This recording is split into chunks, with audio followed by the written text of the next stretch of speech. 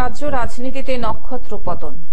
ভারতের কমিউনিস্ট নেতা ও পশ্চিমবঙ্গের প্রাক্তন মুখ্যমন্ত্রী বুদ্ধদেব ভট্টাচার্য গতকাল বৃহস্পতিবার সকালে তার দক্ষিণ কলকাতার পাম এভিনিউর বাড়িতে পরলোক গমন করেন। মৃত্যুকালে তার বয়স হয়েছিল ৮০ বছর।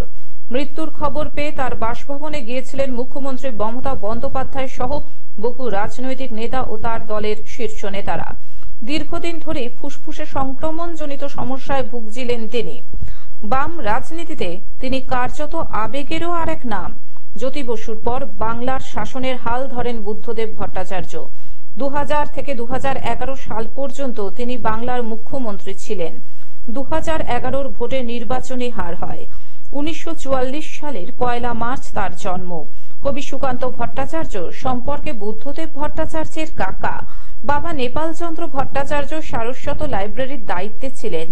বুদ্ধদেব ভট্টাচার্য বাংলা নিয়ে সাম্মানিক স্নাতক হন প্রেসিডেন্সি কলেজ থেকে। তিনি ১৯৬৬ সালে সিপিআইএম এ যোগদান করেন।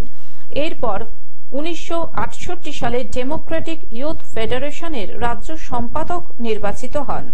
সিপিআইএম এর যুব শাখা, যা পরে ভারতের গণতান্ত্রিক যুব ফেডারেশনে একীভূত হয়। আজ রাষ্ট্রীয় সম্মানের পর তার দেহ তুলে দেওয়া হবে একটি সরকারি মেডিকেল কলেজে। তিনি তার চোখ এবং দেহ দান করে গেছেন। তার স্ত্রী মীরা ভট্টাচার্য, সন্তান সুচেতন ভট্টাচার্য ও অগণিত ভক্তকে রেখে তিনি আজ তারাদের দেশে। এখন থেকে গ্লোব টিভি দেখুন আপনার স্মার্টফোনেও। গুগল প্লে স্টোর অথবা অ্যাপল স্টোর থেকে ডাউনলোড করুন গ্লোব টিভি লাইভ অ্যাপ। এছাড়াও জিও টিভি অ্যাপ থেকেও দেখুন গ্লোব টিভি লাইভ।